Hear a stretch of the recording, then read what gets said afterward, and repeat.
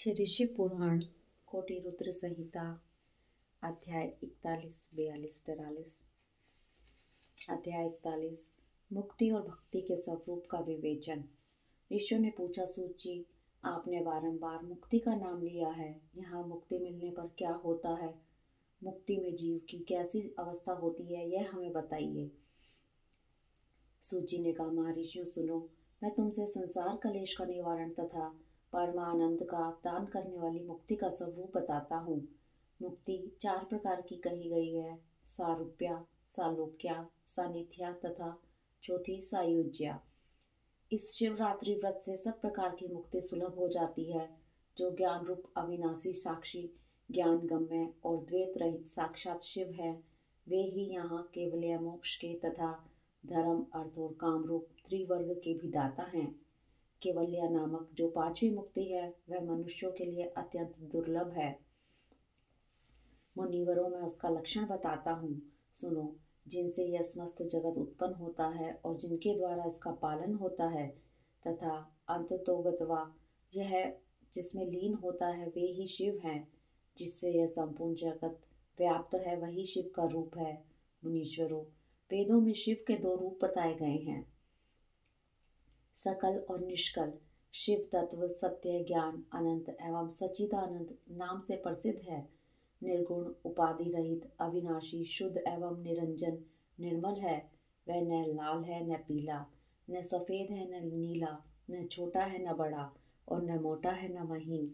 जहाँ से मन सहित वाणी उसे न पाकर लौट आती है, वह परब्रह्म परमात्मा ही शिव कहलाता है। जैसे आकाश सर्वत्र व्यापक है, उसी प्रकार यह शिव तत्व भी सर्वव्यापी है। यह माया से परे, संपूर्ण द्वंद्वों से रहित तथा मत्सरता शून्य परमात्मा है। यहाँ शिव ज्ञान का उदय होने से निश्चय ही उसकी प्राप्ति होती है, अथवा द्विजों, सूक्ष्म बुद्धि के द्वारा शिव का ही भजन ध्यान करने से सत्पुरुषों को शिव पद की प्राप्ति होती है। संसार में ज्ञान की प्राप्ति अत्यंत कठिन है, परंतु भगवान का भजन अत्यंत सुकर माना गया है। इसलिए संत शिरोमणि पुरुष मुक्ति के लिए भी शिव का भजन ही करते हैं। ज्ञान स्वरूप मोक्षदाता परमात्मा शिव भजन के ही अधीन है। भक्ति से ही बहुत से पुरुष सिद्धि लाभ करके प्रसन्नता पूर्वक परम मोक्ष पा गए हैं। भगवान शंभु की भक्ति ज्ञान की जननी मानी गई है, जो सदा भोग और मोक्ष देने वाली है। वह साधु महापुरुषों की कृपा प्रसाद से सुलभ होती है। उत्तम प्रेम का अंकुर भी उसका लक्षण है। द्विजों, वह भक्ति भी सगुण और निर्गुण के भेद से 2 प्रकार की जाननी चाहिए। फिर वैधि और स्वाभाविकी, ये 2 भेद और होते हैं। इनमें वैधि की अपेक्षा स्वाभाविकी श्रेष्ठ मानी गई है। इनके सिवा नैष्ठिकी और अनैष्ठिकी के भेद से भक्ति के 2 प्रकार और बताए गए हैं। नैष्ठिक भक्ति 6 प्रकार की जाननी चाहिए और अनैष्ठिक की 1 ही प्रकार की। फिर विहिता और अविहिता के भेद से विद्वानों ने उसके अनेक प्रकार माने हैं। उनके बहुत से भेद होने के कारण यहाँ विस्तृत वर्णन नहीं किया जा रहा है। इन दोनों प्रकार की भक्तियों के श्रवण आदि भेद से 9 अंग जानने चाहिए। भगवान की कृपा के बिना इन भक्तियों का संपादन होना कठिन है और उनकी कृपा से सुगमता पूर्वक इनका साधन होता है। द्विजों, भक्ति और ज्ञान को शंभु ने एक दूसरे से भिन्न नहीं बताया है, इसलिए इसमें भेद नहीं करना चाहिए। ज्ञान और भक्ति दोनों के ही साधक को सदा सुख मिलता है। ब्राह्मणों, जो भक्ति का विरोधी है, उसे ज्ञान की प्राप्ति नहीं होती। अतः शिव की भक्ति करने वाले को ही शीघ्रता पूर्वक ज्ञान प्राप्त होता है। अतः मुनीश्वरों, महेश्वर की भक्ति का साधन करना आवश्यक है। उसी से सबकी सिद्धि होगी, इसमें संशय नहीं है। महर्षियों, तुमने जो कुछ पूछा था उसी का मैंने वर्णन किया है। इस प्रसंग को सुनकर मनुष्य सब पापों से निसंदेह मुक्त हो जाता है। इति श्री अध्याय 41। अध्याय 42 शिव, विष्णु, रुद्र और ब्रह्मा के स्वरूप का विवेचन। ऋषियों ने पूछा, शिव कौन है, विष्णु कौन है, रुद्र कौन है और ब्रह्मा कौन है? इन सब में निर्गुण कौन है? हमारे संदेह का आप निवारण कीजिए। सूत जी ने कहा, महर्षियों, वेद और वेदांत के विद्वान ऐसा मानते हैं कि निर्गुण परमात्मा से सर्वप्रथम जो सगुण रूप प्रकट हुआ, उसी का नाम शिव है।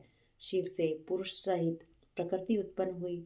उन दोनों ने मूल स्थान में स्थित जल के भीतर तप किया। वह स्थान पंचक्रोशी काशी के नाम से विख्यात है, जो भगवान शिव को अत्यंत प्रिय है। यह जल संपूर्ण विश्व में व्याप्त था। उस जल का आश्रय ले योग माया से युक्त श्री हरि वहां सोए।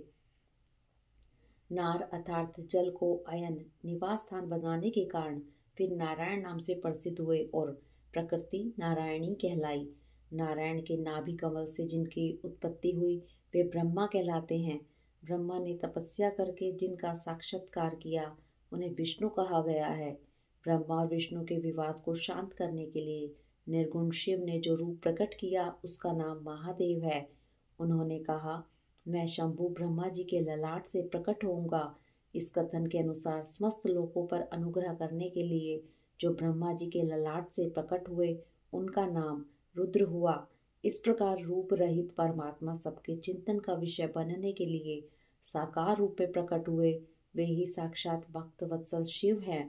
तीनों गुणों से भिन्न शिव में तथा गुणों के धाम रुद्र में उसी तरह वास्तविक भेद नहीं है जैसे स्वर्ण और उसके आभूषण में नहीं है।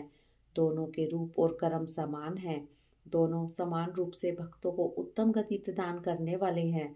दोनों समान रूप से सबके सेवनीय हैं तथा नाना प्रकार के लीला विहार करने वाले हैं। भयानक पराक्रमी रुद्र सर्वदा शिव रूप ही हैं। वे भक्तों के कार्य की सिद्धि के निमित्त विष्णु और ब्रह्मा की सहायता करने के लिए प्रकट हुए हैं। अन्य जो देवता जिस क्रम से प्रकट हुए हैं उसी क्रम से लय को प्राप्त होते हैं, परंतु रुद्रदेव उस तरह लीन नहीं होते। उनका साक्षात शिव में ही लय होता है। ये प्राकृतिक प्राणी रुद्र में मिलकर ही लय को प्राप्त होते हैं, परंतु रुद्र इनमें मिलकर लय को नहीं प्राप्त होते। यह भगवती श्रुति का उपदेश है। सब लोग रुद्र का भजन करते हैं, किंतु रुद्र किसी का भजन नहीं करते। वे भक्त वत्सल होने के कारण कभी कभी अपने आप भक्त जनों का चिंतन कर लेते हैं। जो दूसरे देवता का भजन करते हैं वे उसी में लीन होते हैं, इसलिए वे दीर्घ काल के बाद रुद्र में लीन होने का अवसर पाते हैं। जो कोई रुद्र के भक्त हैं वे तत्काल शिव हो जाते हैं, अतः उनके लिए दूसरे की अपेक्षा नहीं रहती। यह सनातन श्रुति का संदेश है। द्विजों, अज्ञान अनेक प्रकार का होता है, परंतु विज्ञान का एक ही स्वरूप है। वह अनेक प्रकार का नहीं होता। उसको समझने का प्रकार मैं बताऊंगा, तुम लोग आदर पूर्वक सुनो। ब्रह्मा से लेकर तीर्ण पर्यंत जो कुछ भी यहाँ देखा जाता है वह सब शिव रूप ही है। उसमें नानात्व की कल्पना मिथ्या है। सृष्टि के पूर्व भी शिव की सत्ता बताई गई है और सृष्टि के मध्य में भी शिव विराजमान रहे हैं। सृष्टि के अंत में भी शिव रहते हैं और जब सब कुछ शून्यता में परिणत हो जाता है उस समय भी शिव की सत्ता रहती है। अतः मुनीश्वरों, शिव को ही चतुर्गुण कहा गया है। वे ही शिव शक्तिमान होने के कारण सगुण जानने योग्य हैं। इस प्रकार वे सगुण निर्गुण के भेद से दो प्रकार के हैं। जिन शिव ने ही भगवान विष्णु को संपूर्ण सनातन वेद, अनेक वर्ण, अनेक मात्रा तथा अपना ध्यान एवं पूजन दिए हैं, वे ही संपूर्ण विद्याओं के ईश्वर हैं। ऐसी सनातन श्रुति है। अतएव शंभु को वेदों का प्राकट्यकर्ता तथा वेदपति कहा गया है। वे ही सब पर अनुग्रह करने वाले साक्षात शंकर हैं। कर्ता, भर्ता, हर्ता, साक्षी तथा निर्गुण भी वे ही हैं। दूसरों के लिए काल का मान है, परंतु काल स्वरूप रुद्र के लिए काल की कोई गणना नहीं है, क्योंकि वे साक्षात स्वयं महाकाल हैं और महाकाली उनके आश्रित है। ब्राह्मण रुद्र और काली को एक से ही बताते हैं। उन दोनों ने सत्य लीला करने वाली अपनी इच्छा से ही सब कुछ प्राप्त किया है। शिव का कोई उत्पादक नहीं है, उनका कोई पालक और संहारक भी नहीं है। वे स्वयं सबके हेतु हैं। एक होकर भी अनेकता को प्राप्त हो सकते हैं और अनेक होकर भी एकता को। एक ही बीज बाहर होकर वृक्ष और फल आदि के रूप में परिणत होता हुआ पुनः बीज भाव को प्राप्त हो जाता है। इसी प्रकार शिव रूपी महेश्वर स्वयं एक से अनेक होने में हेतु हैं। यह उत्तम शिव ज्ञान तत्व बताया गया है। ज्ञानवान पुरुष इसको जानता है, दूसरा नहीं।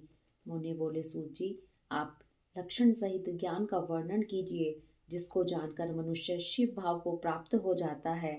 सारा जगत शिव कैसे है अथवा शिव ही संपूर्ण जगत कैसे है, ऋषियों का यह प्रश्न सुनकर पौराणिक शिरोमणि सूत जी ने भगवान शिव के चरणा अरविंदों का चिंतन करके उनसे कहा। इति श्री अध्याय 42 अध्याय 43 शिव संबंधी तत्व ज्ञान का वर्णन तथा उसकी महिमा और कोटि रुद्र संहिता का महात्म्य एवं उपसंहार। सूत जी ने कहा, ऋषियों, मैंने शिव ज्ञान जैसा सुना है उसे बता रहा हूँ, तुम सब लोग सुनो। वह अत्यंत गुह्य है और परम मोक्ष स्वरूप है। ब्रह्मा, नारद, सनकादिक मुनि, व्यास तथा कपिल, इनके समाज में इन्हीं लोगों ने निश्चय करके ज्ञान का जो स्वरूप बताया है उसी को यथार्थ ज्ञान समझना चाहिए। संपूर्ण जगत शिव में है, यह ज्ञान सदा अनुशीलन करने योग्य है। सर्वज्ञ विद्वान को यह निश्चित रूप से जानना चाहिए कि शिव सर्वमय है। ब्रह्मा से लेकर तृण पर्यंत जो कुछ जगत दिखाई देता है वह सब शिव ही है। वे महादेव जी ही शिव कहलाते हैं। जब उनकी इच्छा होती है तब वे इस जगत की रचना करते हैं। वे ही इसको जानते हैं, इसको उनको कोई नहीं जानता। वे इस जगत की रचना करके स्वयं इसके भीतर प्रविष्ट होकर भी इससे दूर हैं। वास्तव में उनका इसमें प्रवेश नहीं हुआ है, क्योंकि वे निर्लिप्त सच्चिदा अनंत स्वरूप हैं। जैसे सूर्य आदि ज्योतियों का जल में प्रतिबिंब पड़ता है, वास्तव में जल के भीतर उनका प्रवेश नहीं होता, उसी प्रकार साक्षात शिव के विषय में समझना चाहिए। वस्तुतः तो वे स्वयं ही सब कुछ हैं। मतभेद ही अज्ञान है, क्योंकि शिव से भिन्न किसी द्वैत वस्तु की सत्ता नहीं है। संपूर्ण दर्शनों में मतभेद ही दिखाई जाता है, परंतु वेदांती नित्य अद्वैत तत्व का वर्णन करते हैं। जीव परमात्मा शिव का ही अंश है, परंतु अविद्या से मोहित होकर अवश हो रहा है और अपने को शिव से भिन्न समझता है। अविद्या से मुक्त होने पर वह शिव ही हो जाता है। शिव सबको व्याप्त करके स्थित है और संपूर्ण जंतुओं में व्यापक है।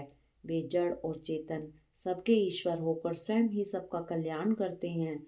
जो विद्वान पुरुष वेदांत मार्ग का आश्रय ले उनके साक्षात्कार के लिए साधना करता है, उसे वह साक्षात्कार रूप फल अवश्य प्राप्त होता है।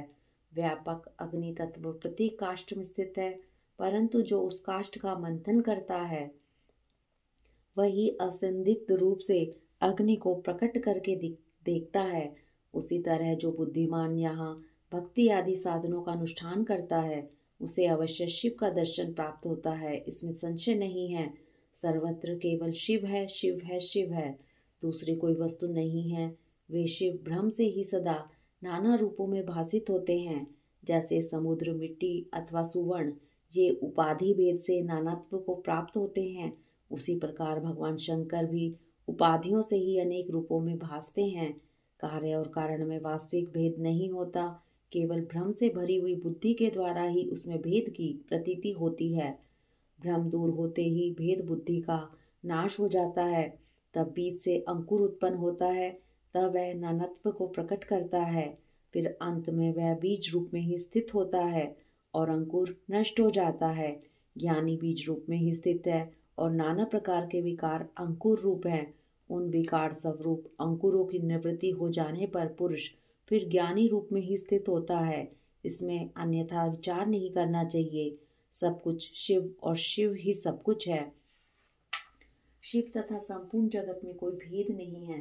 फिर क्यों कोई अनेकता देखता है और क्यों एकता ढूंढता है?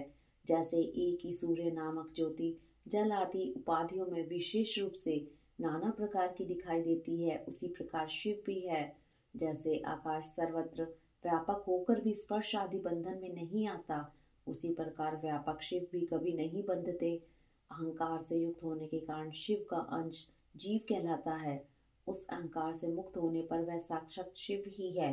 कर्मों के भोग में लिप्त होने के कारण जीव तुच्छ है और निर्लिप्त होने के कारण शिव महान है। जैसे एक ही सुवर्ण आदि चांदी आदि से मिल जाने पर कम कीमत का हो जाता है, उसी प्रकार अहंकार युक्त जीव अपना महत्व खो बैठता है। जैसे क्षार आदि से शुद्ध किया हुआ उत्तम स्वर्ण आदि पूर्ववत बहुमूल्य हो जाता है, उसी प्रकार संस्कार विशेष से शुद्ध होकर जीव भी शुद्ध हो जाता है।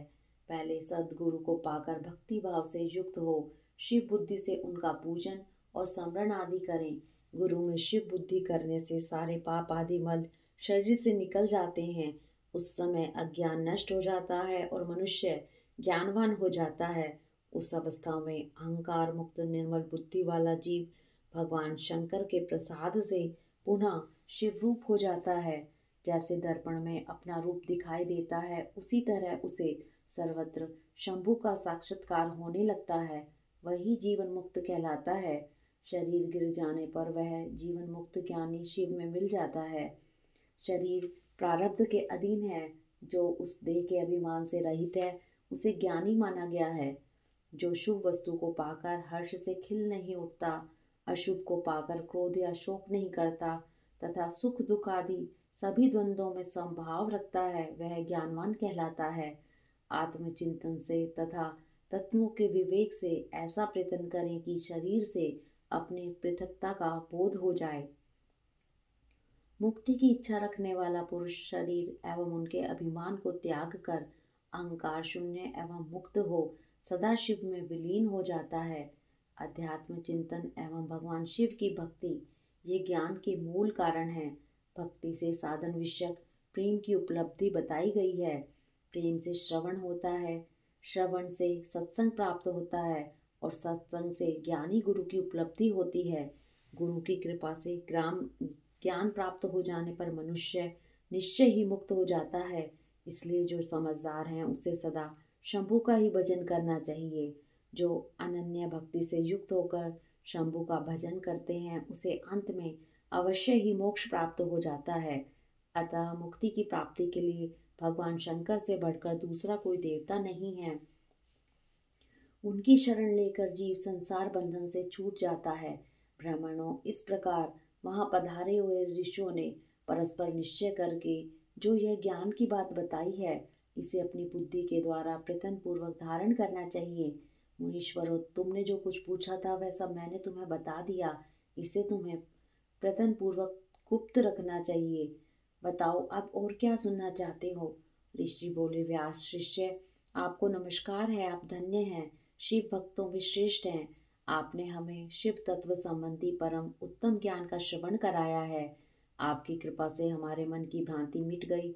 हम आपसे मोक्षदायक शिव तत्व का ज्ञान पाकर बहुत संतुष्ट हुए हैं। सूत जी ने कहा, द्विजों, जो नास्तिक हो, श्रद्धाहीन हो और शठ हो, जो भगवान शिव का भक्त न हो तथा इस विषय को सुनने की रुचि न रखता हो, उसे इस तत्व ज्ञान का उपदेश नहीं देना चाहिए। व्यास जी ने इतिहास, पुराणों, वेदों और शास्त्रों का बारंबार विचार करके उनका सार निकालकर मुझे उपदेश दिया है। इसका एक बार श्रवण करने मात्र से सारे पाप भस्म हो जाते हैं। अभक्त को भक्ति प्राप्त होती है और भक्त की भक्ति बढ़ती है।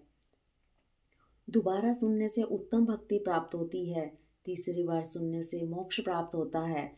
अतः भोग और मोक्ष रूप फल की इच्छा रखने वाले लोगों को इसका बारंबार श्रवण करना चाहिए। उत्तम फल को पाने के उद्देश्य से इस पुराण की 5 आवृत्तियां करनी चाहिए। ऐसा करने पर मनुष्य उसे अवश्य पाता है, इसमें संदेह नहीं है, क्योंकि यह व्यास जी का वचन है। जिसने इस उत्तम पुराण को सुना है उसे कुछ भी दुर्लभ नहीं है। यह शिव विज्ञान भगवान शंकर को अत्यंत प्रिय है। यह भोग और मोक्ष देने वाला तथा शिव भक्ति को बढ़ाने वाला है। इस प्रकार मैंने शिव पुराण की यह चौथी आनंददायिनी तथा परम पुण्यमयी संहिता कही है, जो कोटि रुद्र संहिता के नाम से विख्यात है। जो पुरुष एकाग्रचित हो, भक्ति भाव से इस संहिता को सुनेगा या सुनाएगा, वह समस्त भोगों का उपभोग करके अंत में परम गति को प्राप्त कर लेगा। इति श्री अध्याय 43 कोटि रुद्र संहिता संपूर्ण। हरिओम तत्सत। हरिओम तत्सत।